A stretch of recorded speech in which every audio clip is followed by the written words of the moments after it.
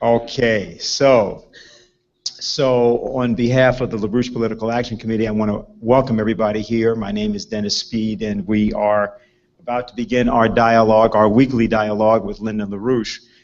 Some of you, of course, were at our meeting last 9 days ago at Kaufman Music Center nearby, where some very important matters were discussed, and also a certain level or quality of discussion was insisted upon.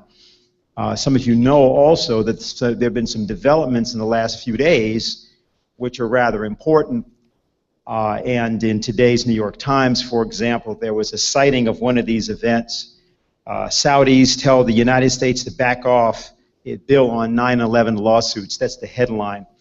But that headline is not really the story. The story is something that Mr. LaRouche was insisting on Thursday in that rather heated discussion, and that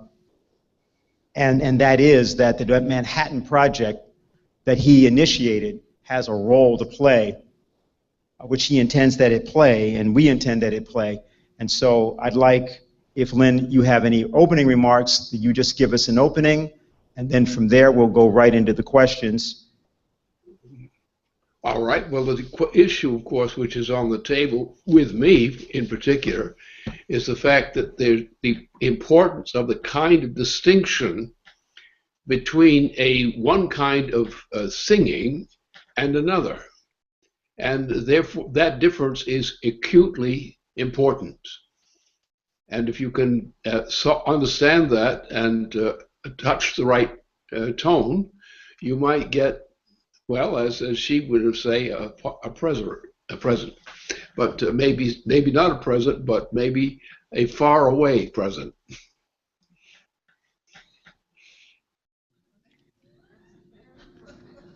We're about to begin our questions, and I hope that people will ask the questions they actually have. Okay, first question.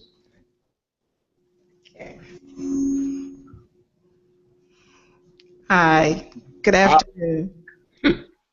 Okay, I'm the first question, and I'm not exactly sure how I'm going to phrase this, but I'm really excited about what's going on. I think that all the things that we have done are actually somehow forming what's going on right now, and it's very exciting. I know everyone in this room feels that way. I'm wondering, for one of my questions is, where do we go from here? What do we do to actually make this take Obama out? This is something that I feel can actually take him out.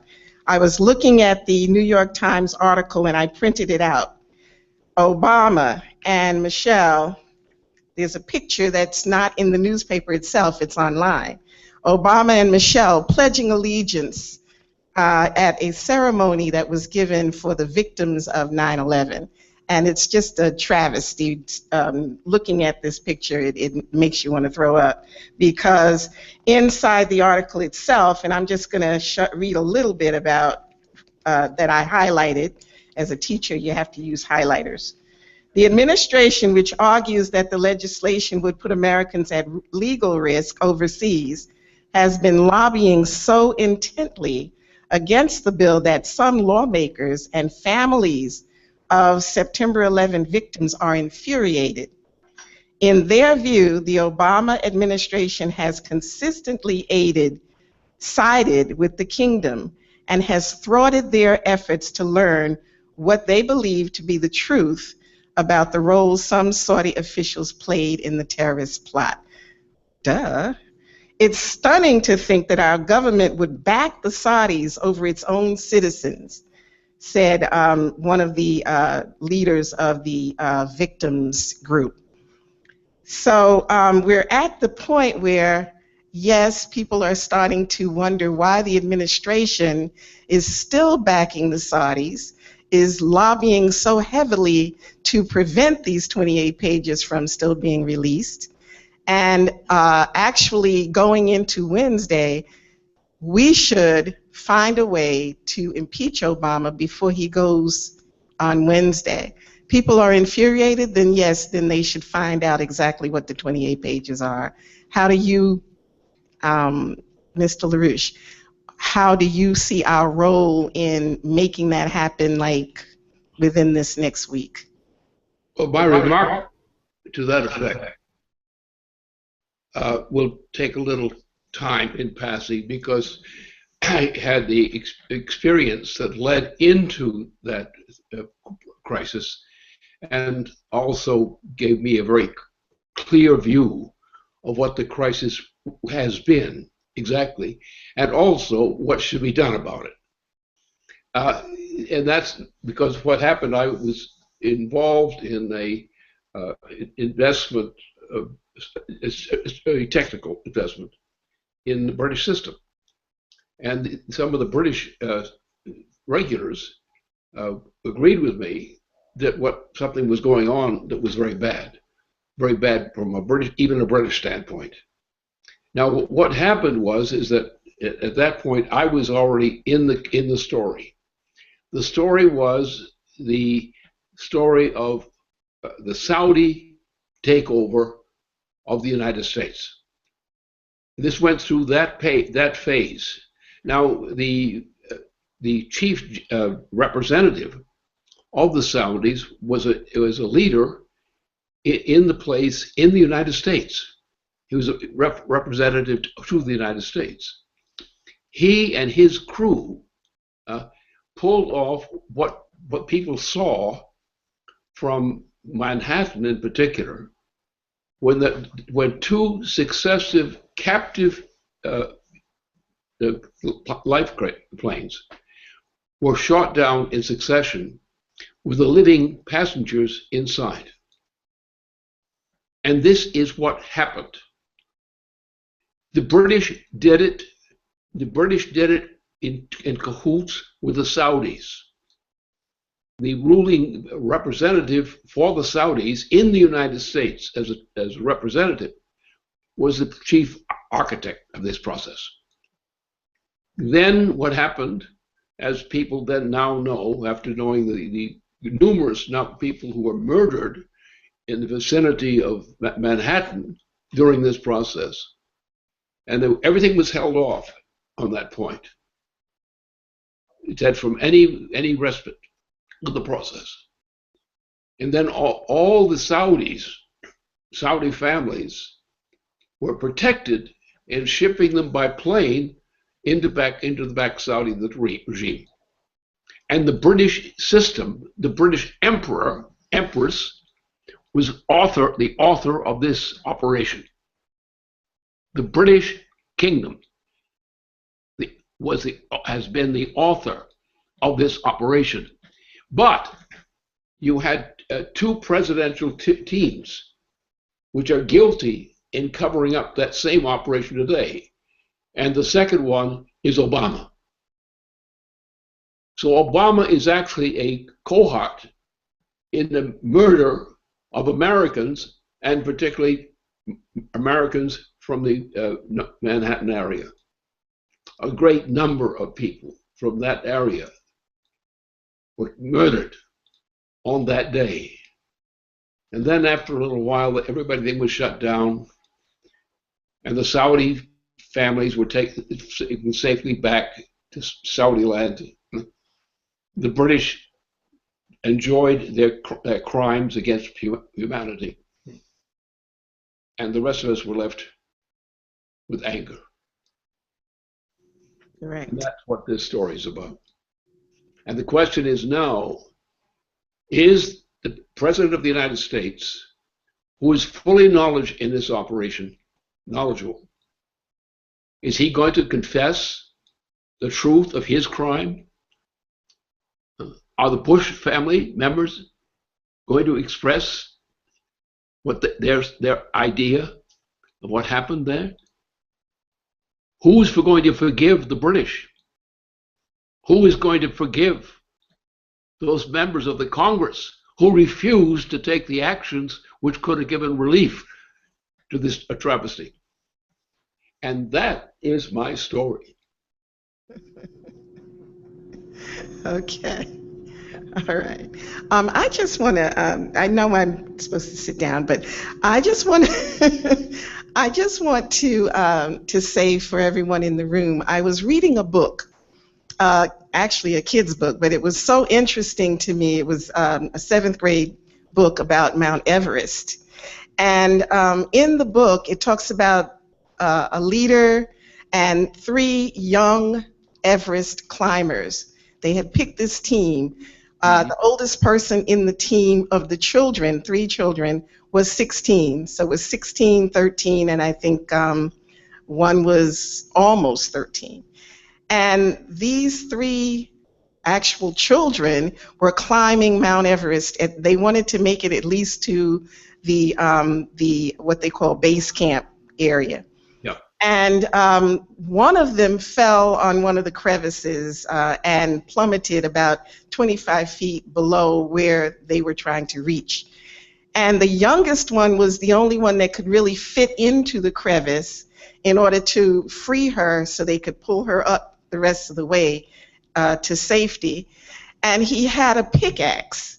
And his leader, the older person, kept saying, don't stay down there. We're going to send help down to you. A helicopter's coming. And he kept picking at this large block of ice on the mountain, holding himself by ropes that was preventing them from pulling the one that had become injured to safety. And he picked at this large block of ice for about 3 hours until, and in the book it describes the pain and agony that he was going through. And finally, when the helicopter did show up, he was so exhausted that even though they freed the person that had been injured, he had to actually give his last burst of energy just to make it onto the helicopter himself. And that kind of reminds me of us. You know, we've been picking at it and going and going and going until now we have to have that last burst of energy in everything that we do to make this happen. We can't give up. We have to keep going even though we're tired. We might be kind of worn out. We've been picking at this for years, but now you can see the helicopter. So you have to throw yourself into that last burst of energy to make this happen. And that's what I wanted. Two helicopters who the Saudis took. The Saudis captured passengers inside the planes, two of the planes, from Boston into the area of Manhattan. And what happened was that the people in those planes, respectively, who were captive passengers, and the pilots too, and they went down, and the two towers went down in destruction, and a great part of the population of Manhattan went to death in that origin. So this is something which is sacred to the people of the United States, especially those parts of the people of the United States who lost their lives or lost the lives of their friends and family. And over all these years, since the first plane went down and the second plane went down, these planes were taken captive in Boston, and they were seized by the Saudis,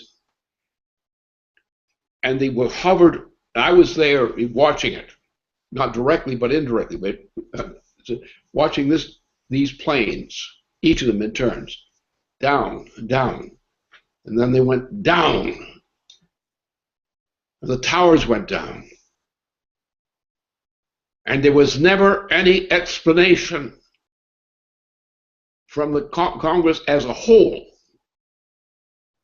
because we had a president who was no good, and we had another president who was worse than no good, the president Obama. The question is, the only way that truth and freedom can be achieved is by securing the answer and the end of that horror show that the Saudis and the British and certain members of the Congress and others perpetrated against the people in the United States. Thank you. Next. Mr. LaRouche, this is Rick from Bergen County, New Jersey. One thing we can be sure of, I think, in the light of the recent revelation is that the FBI will work very hard to intimidate people and cover it up and try to suppress it. Since you've been mentioning the FBI recently and its role in the current state of affairs of the United States, I've been investigating on my own some background for this, and I have been working through a book called The Burglary. The Burglary is based on some patriotic individuals in 1971 broke into an FBI office in Medea, Pennsylvania, and realized that as a result of clearing out the files of this office, they realized that the FBI that everybody assumes the law enforcement agency that is supposed to be protecting citizens is actually a complete fraud.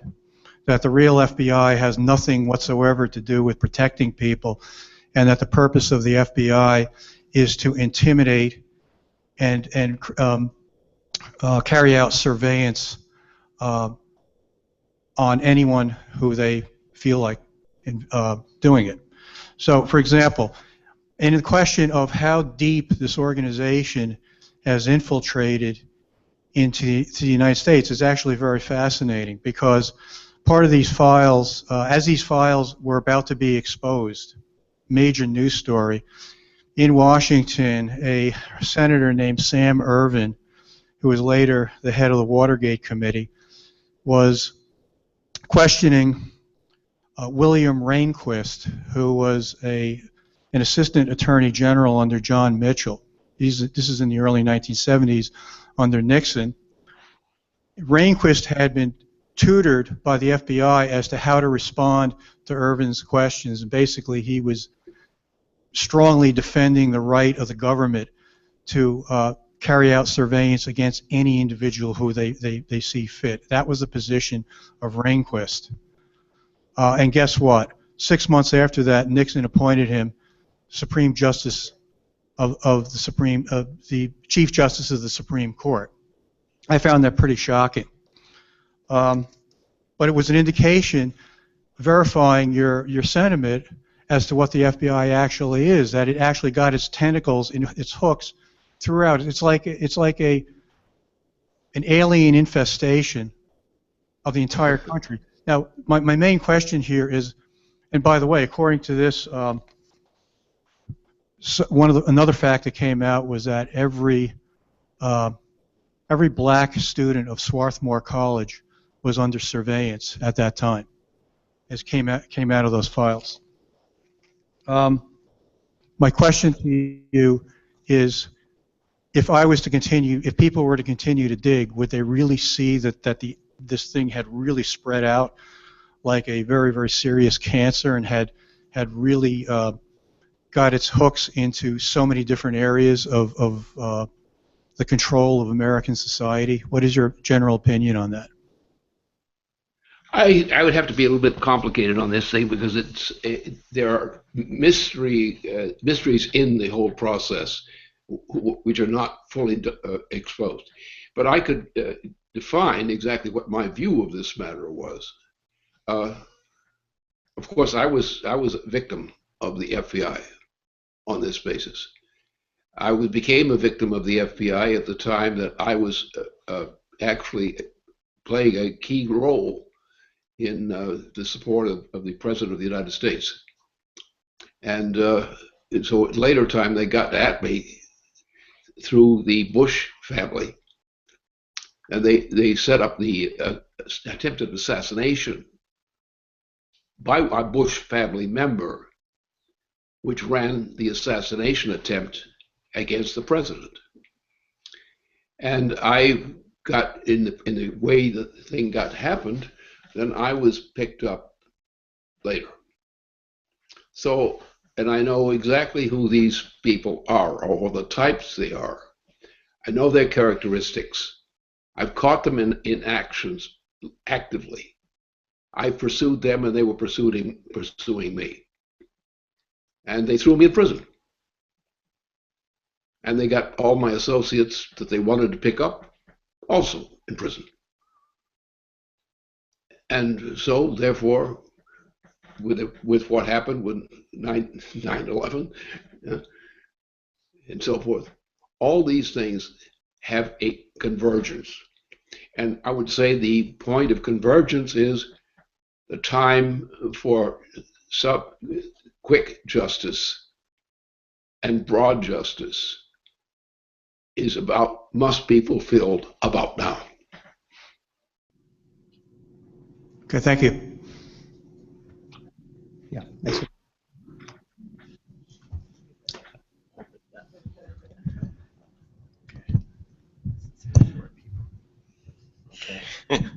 Okay, Lynn. Good to see you in this setting here. So, I have a question on, I say, the pre-conscience in strategic matters. I was just recently reading one of your older papers, "The Poetry Must Supersede Mathematics and Science," I believe it is, physics, excuse me. But I was struck by just the what you were laying out as the preconscious as a kind of a mode of thinking, or a placement of the mind, if you will, this kind of at the tip of your tongue kind of placement of the mind, and you actually trying to make that intelligible. I was struck by it, but the reason I raise it now is that in all of the different kind of directions that the strategic situation is taking, it seems that we often in the organization will kind of jump to certain conclusions, and I've noticed that you, especially in the recent period, have not jumped to conclusions, even though I know you're obviously on top of it. Some of this may be waiting for certain intelligence to come through, but like, for example, I'll give this the thing that broke out with the Panama Papers. It seemed that there were people in the organization willing to rush to say, this is what it is. It's either a Soros operation or it's some other thing, and when we maybe don't, because there's just so many moving parts to this strategic situation. The same thing with the situation with the 28 pages, and obviously this is breaking out in a sort of unfolding way, but I think sometimes there's a tendency to try to rush to a conclusion too quickly, but I've noticed that I don't know, so I guess the question of that mode of preconscience, where it's not that you're rushing to a conclusion, but you're kind of it's at the tip of the tongue, I guess. I don't know if that's a decent question, but maybe you could elaborate on that process within strategic thinking.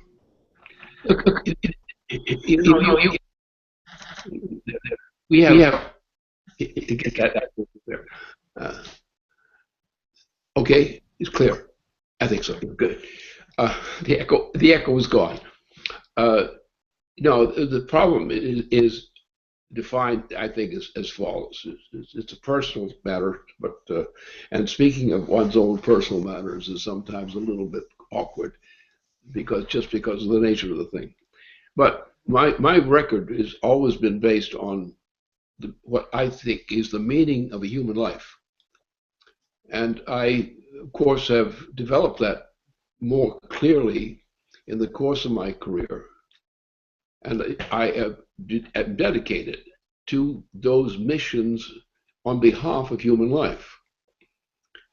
And I would hope in this case, and I have done so far, is to live out my life and make it a useful life for mankind. Now I'm, in the 90s now, and I'm still functioning. And I don't think the enemy is very happy about that, from my record on the thing. That's the situation. But the point here is, when you come under questions, as our members often of our organization often come under pressure, complain, we're being mistreated, we're not being treated properly, we're suffering and so forth. And I never take that view, because I know better. I know that the important thing about any human life is once it has ceased, what happens is the meaning of that life lives on.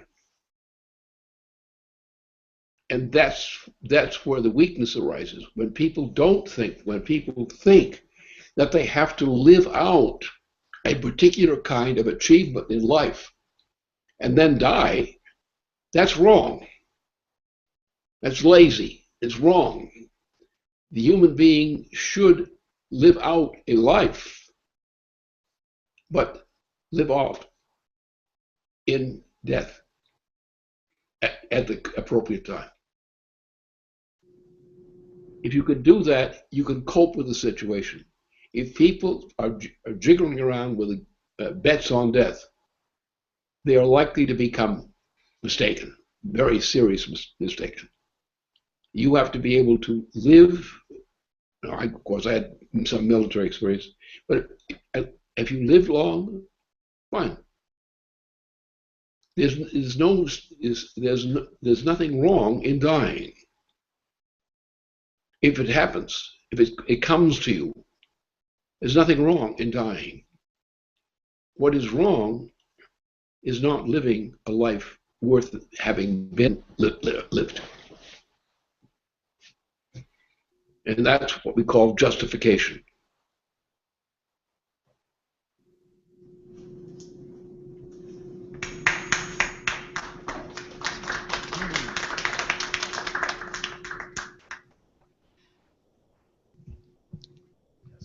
Lynn, hi, it's Maggie. Thank you for saying that.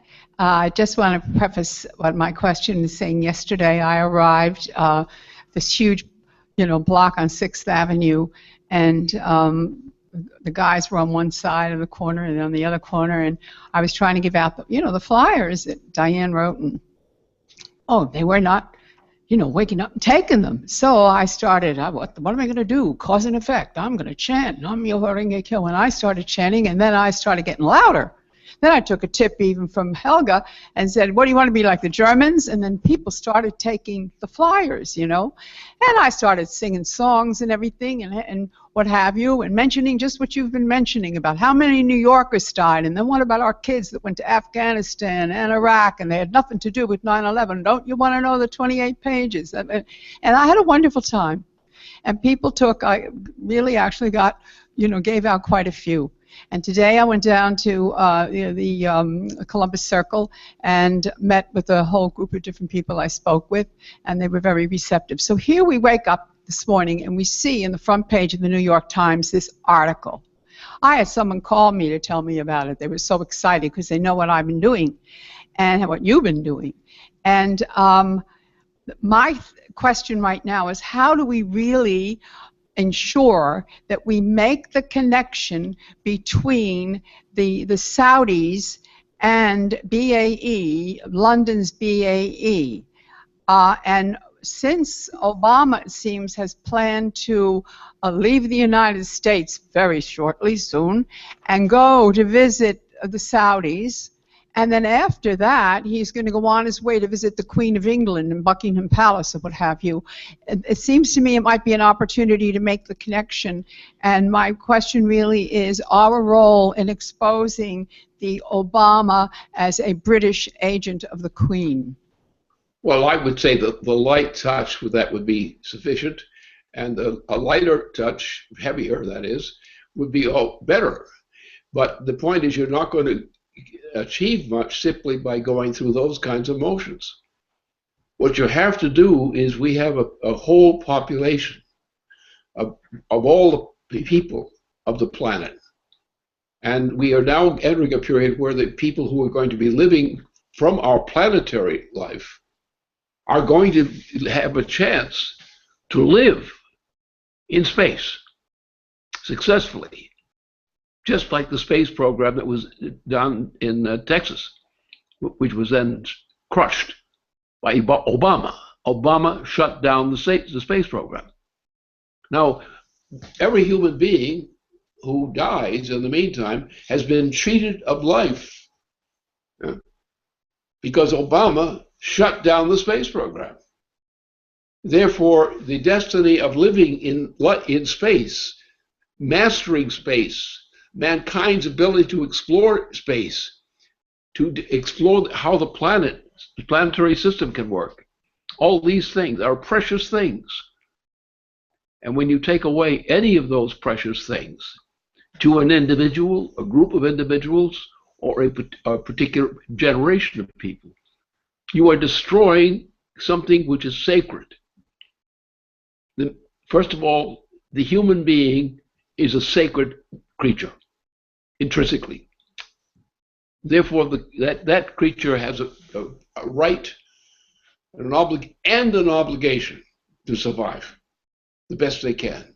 If they die in the process, they should die with serenity. And that's their right. It cannot be justly taken away from them by any arbitrary action imposed upon them. Okay. Thank you.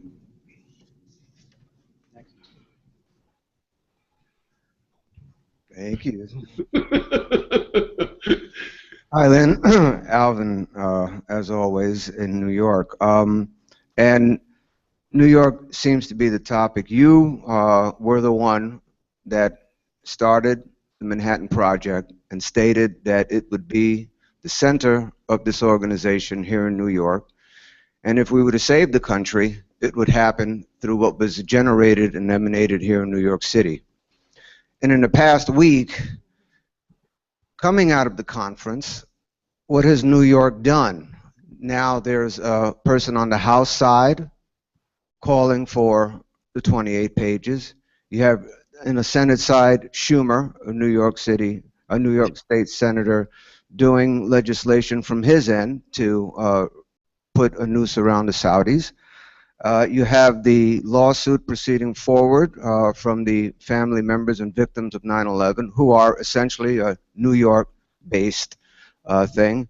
I mean, when you first announced and proclaimed that Manhattan would be the project and New York would be the city, frankly, my response is, great, I'm already here. But now it's taking on legs and movement of its own. And this can't be because 60 Minutes and the New York Times have found a conscience. Or somebody, there's something afoot here that is opening avenues for us to operate on the level that we can, and we have to escalate that. But I'm wondering, you know, Dave mentioned the moving parts, and there's certainly a lot of movement here. And can you help us understand what's prompting this? Is it, you know, that 60 Minutes report, for example, was in the can for a long time. So please. Well, the point is the development of the citizens of Manhattan. That's the first narrow thing to touch on.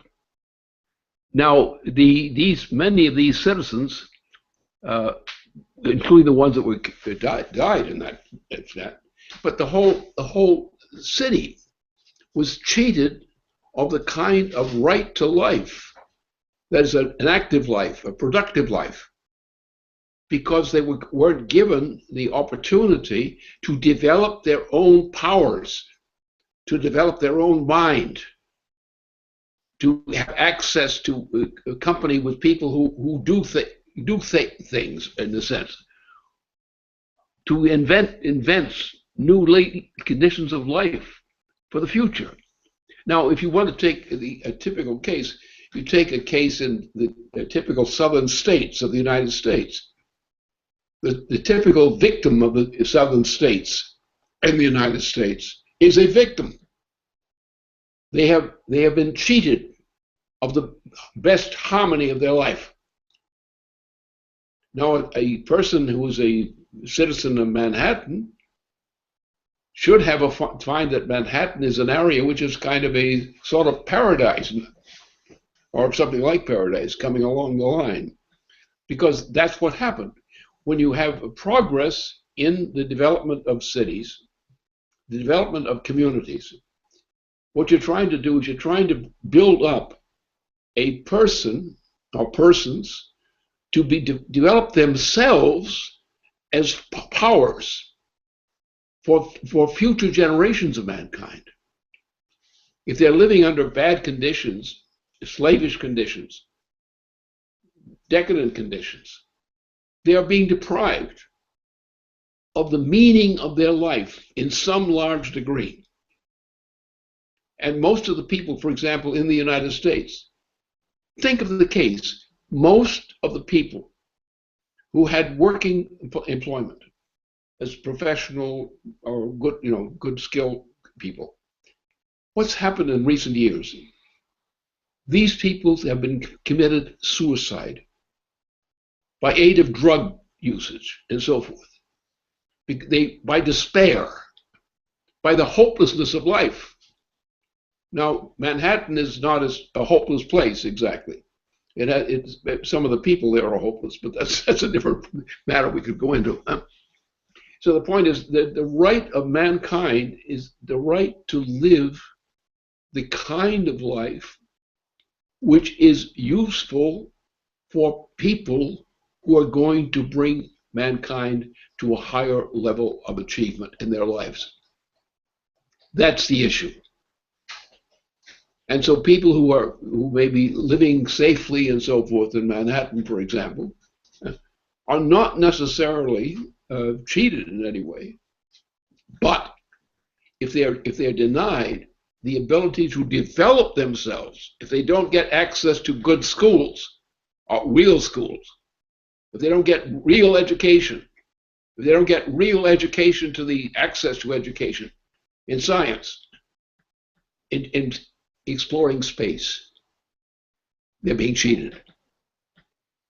And therefore, we have the problem of death, killing, cheating. We also have people who allow their own lives to become cheated because they give up the ghost. They give up everything that is important for them. They degenerate. And that's a crime, too. Lynn, if I could just follow up, or really an extension of my question to you, and that in this apparent move to lead to, at the very least, Obama's neutralization, it seems to me that whatever institutional or individual forces are coming up with this new fresh wave of so-called news and pressures being put on, that the motivation for this extends to the desire to avoid thermonuclear extinction. True recognition that Obama is on that path, that he has that intention, that he is that kind of puppet. So I just wanted to ask you about that as well. The point is, if people are not, several things, if the people are not willing to defend the nation of the United States and its people, the lives of those people, that's a crime. They're committing a crime. If they're not, furthermore, if they're not developing themselves, as opposed to simply squatting someplace in some comfortable way, they're wasting their life. Their life is a wasteland. And I think the statement that most people live in the United States today live a life in a wasteland, a moral wasteland. And very few people today in the United States are given the opportunities in education, in other kinds of ways, the opportunity to live a real life, a productive life, a life which is going to be something that's passed on to the advantage of the future.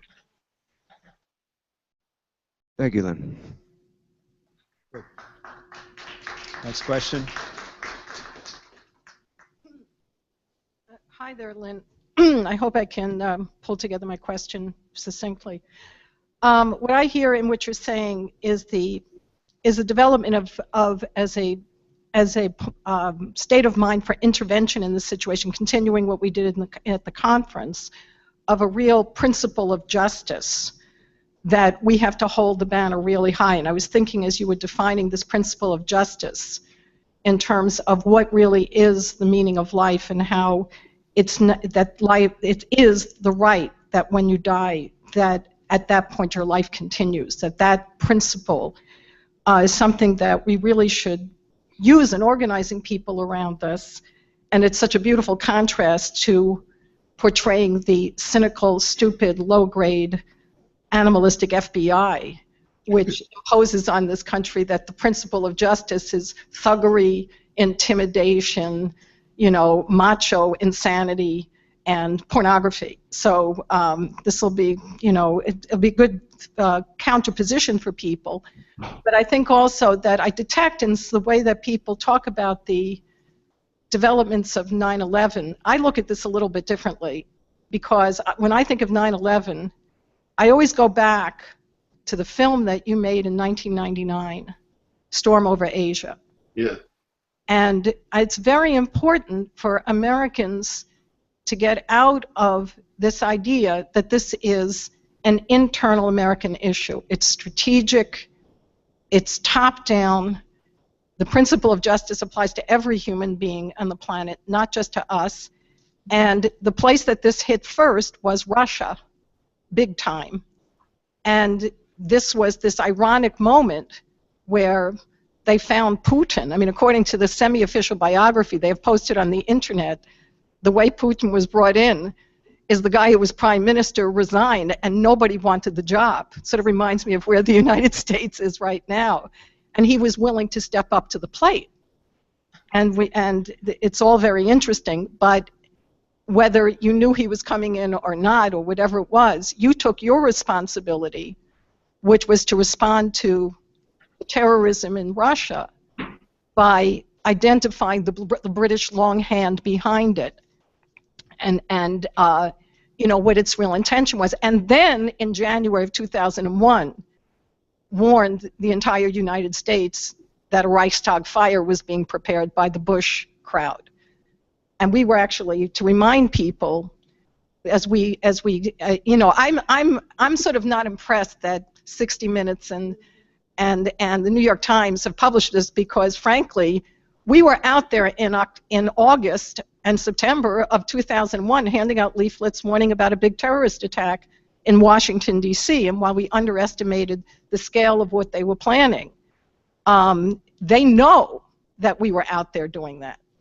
So, I mean, I think part of the issue involved is people have to see that this is a war between strategic forces, and today the death tally is 125 Americans every day who are dying of heroin and suicide every day.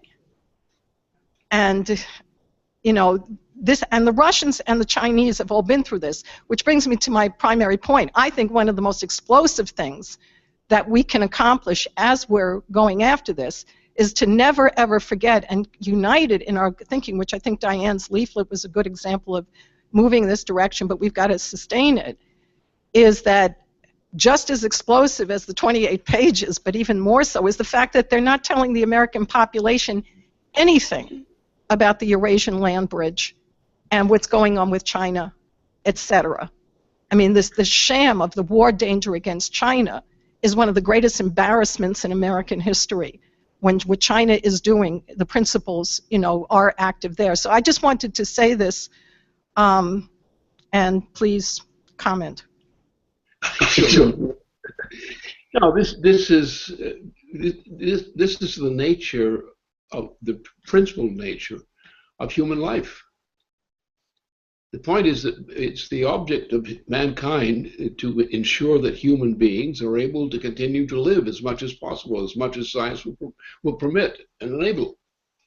This is necessary because the question of passing judgment on the death of a person is something which is very sacred. You don't let that happen if you can avoid it. especially for people who are important people who do things, and people who give their lives and work. We want to keep them alive. And that's our mission. It's not a mission, in an abstract way. It's the point we have to have a commitment to life, to human life, which is befitting the extension of the individual human being to contribute and to continue to contribute as much as possible for the future of mankind. Everything that should bind us together as human beings is based on these bounds of obligation, joyous obligation, that your friend and friends have lived again to contribute and continue a good life. That's what really binds us into reality, is saving human lives that are important, made important because they make the effort, they attempt everything that has to be done. These are the things that are the values, because once you get into that walk, you are now walking safely into the area of the meaning of life itself. Everyone is going to die eventually, but they shouldn't die too soon.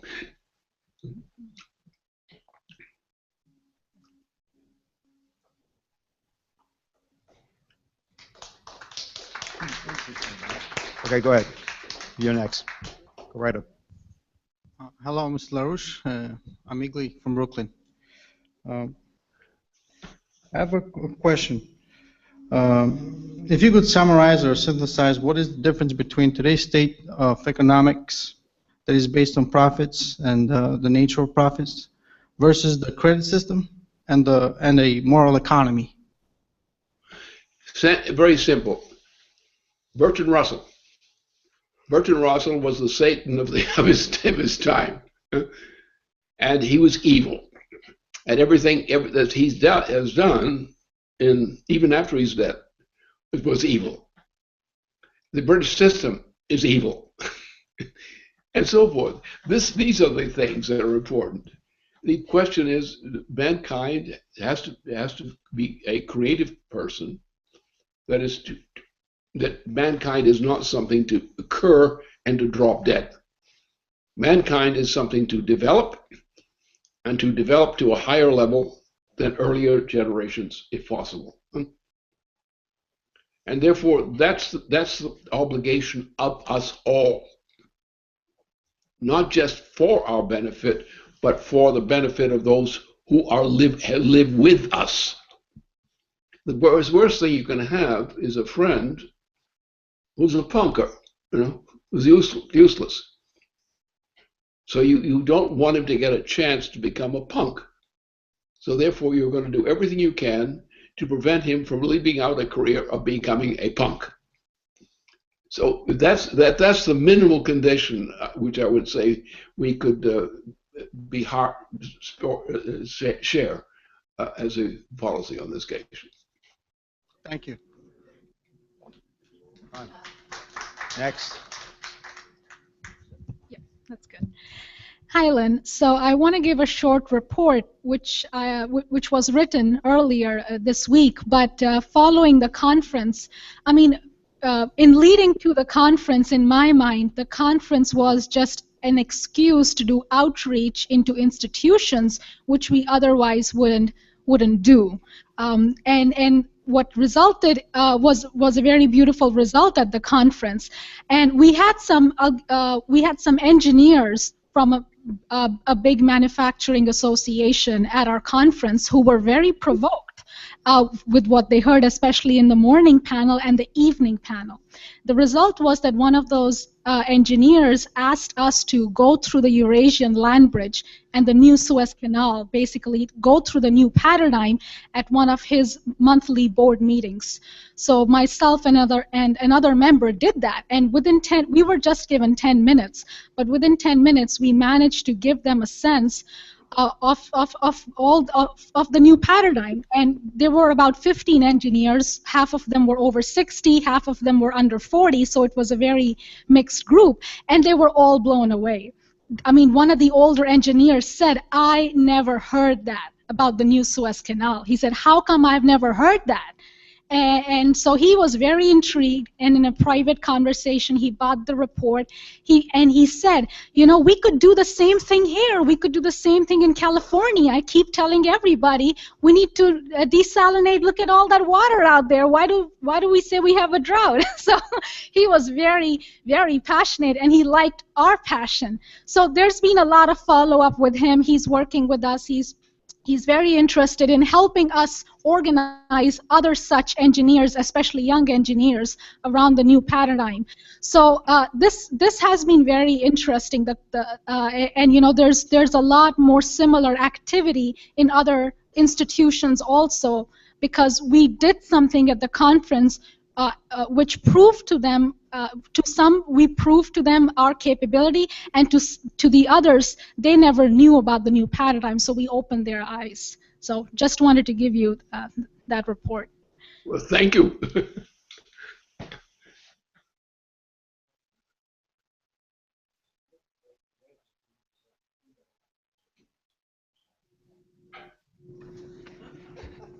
Good afternoon, Mr. LaRouche. It's Yes. Patrick from Greenwich, Connecticut. The 28 pages to me is all about the military giving their ultimate and putting their lives on the line. And this is going to be very short. Let's get the 28 pages to the public, and let's bring back our soldiers, and let's honor them, period. We need to do something a little stronger. We have to set up some kind of memorial, a living memorial for people who died in that case. That would do something, because the United States has so far failed to do anything about that. A few handfuls of people have been concerned with that. But we have to get the humiliation expressed by the people as a whole for their failure to defend life, human life, when that life was needed.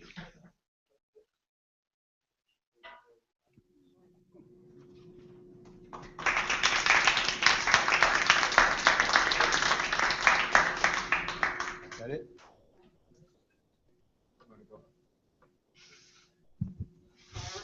Whoops. Hi. I just wanted to ask you, well, let me just say, before this meeting, I was meeting with a musician who, of course, the election came up because the New York primary is on Tuesday. And I can't exactly remember, but I just made the point that the entire group of candidates is a bunch of FBI Wall Street idiots, and the election is an operation. And the musician almost grabbed me and hugged me and kissed me and said, "I'm so glad to hear you say that. Everyone thinks they have to choose a candidate. This is so horrible. These people are so horrible."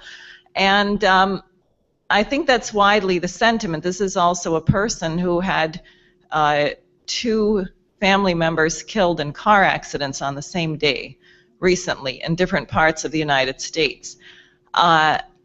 And it confirms my view that this election process is actually driving Americans completely insane, to the point of being more murderous, more suicidal, more crazy.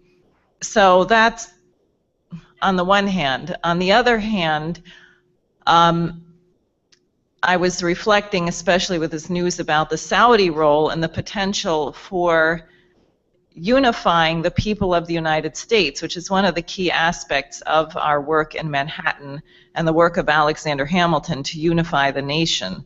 And I was thinking of this very moving documentary called The Boat Lift, which was made on what happened on September 11th when all these people were completely panicked at the lower end of Manhattan, and someone in the Coast Guard decided to violate the normal rules and just put out a call that everybody with a boat anywhere around should come there and help people get off the island.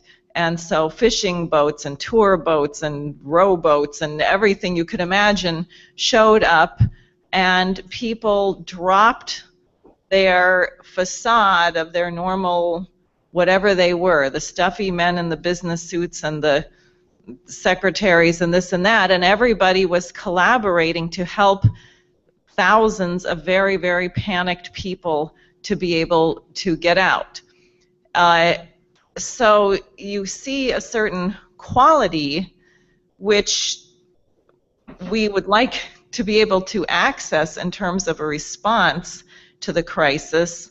And then on the other hand, you see the spectacular insanity of people who cannot figure out how to think straight. It is clearly a Bertrand Russell problem to think that you have to choose between one of this pack of complete lunatics who would be better off in an insane asylum, and we could start from scratch. So I just wanted to ask if you had a message that we particularly should be conveying to our friends in the New York metropolitan area as we go forward in the next couple of days into this primary in particular and beyond.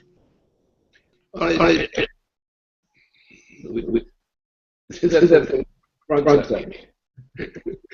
even quiet down for a minute. Okay. Now I can think of, you know, like traveling in a boat around through the open ocean, and just doing it and saying, what does this mean? And you think about what you would do if you were stuck in this boat and you had no way of getting out of the boat except by drowning yourself, which was not a good idea. But you were a prisoner of this boat. What would you do? What kind of activity, given the limitations at which you're living, what would you do with your life if you were on this boat, a sort of a prisoner on the boat, and you didn't know how long the boat was going to go, when it was going to sink or not? You didn't know any of these things, but you're on the boat. And for most people today, they're living on that kind of boat, and nobody is getting them off that boat. So we've got to get a lot of our friends and neighbors and so forth and say, well, the boat is fine, but if you control it, it's good. Okay, thanks.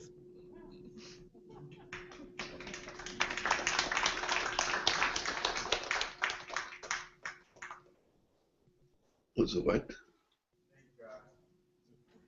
That seems to be our questions for the day. When you were talking, Lynn, a few moments ago about the problem that people are trying to live out the meaning of their lives while they're alive, what that made me think about is, because that's the drive that almost everybody I've ever known in my life actually has when they talk about achievement. Achievements are the things you get to do here now, and then everybody acclaims you for these achievements. And it made me think of what the passage, all is vanity. All is vanity. The thing that Brahms in the four Syria songs, this song number 2 in particular, the song I returned and considered, all the things done under the sun. And many times when this is presented, unless it's presented by a great singer with a great accompanist, it falls apart when you get to that song. And then people don't listen to it. I won't go through, but the thing that you were saying about this misperception of the meaning of life, where you actually miss your own life and its own meaning, the idea that we're correcting this or we're going after this, the core of everything else. I just responding to you saying this. You take the death of Brahms, Johannes Brahms, and how he died. It was not a pleasant death, but it was a glorious one as a triumph for what he accomplished in the course of his life. And that's one of the things that you really should cling to. I mean, Brahms was a great man, a great leader. The great musicians were becoming more scarce in the course of time. He was fighting it out. And he became, up to a certain point, better and better, smarter and smarter, but always devoted, always devoted. His final songs, the same thing, was beautiful. And that's a good model to think about. Yeah. And the other person I thought about is of course Alexander Hamilton, who you keep bringing up, because here's a person who was a soldier, and then he became an economist because he had to be one by founding a country. And then he lobbied for the Constitution, of course. He invented, I don't think he would like to have credit for the New York Post, but he did create the New York Post, not the present one. Yeah. Just that whole idea that you do whatever is needed. You do whatever is needed, whatever humanity needs. And you're saying that that's our standard for our Manhattan Project. Take the case of him. Now, he was not a fortunate person in the sense. That is, nothing was dumped on him. He by himself, in the Philadelphia context, he himself created the inspiration for creating the whole system of the United States. He did it. He was a self-serving person, in a sense, self-serving for his mission. And he was one of the greatest geniuses that the United States ever had. And people should study his work more carefully, particularly like his 4 cases of production of work. And this man was something beyond almost any ordinary man. Even Washington was small compared to him. And Washington knew it. Yeah. So I don't know if we need any concluding remarks, but if you'd have anything else you'd like to say to us. Well, let's do something good for a change, and let's impose it upon these bums who won't do the good work that's needed. Lan?